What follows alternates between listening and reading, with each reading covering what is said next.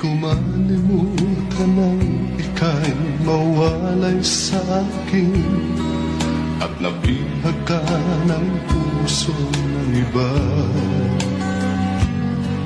Nagpaalaman sa isa't isa'y anong sakit pa rin, pagkat langit ko ay ang ibigin ka.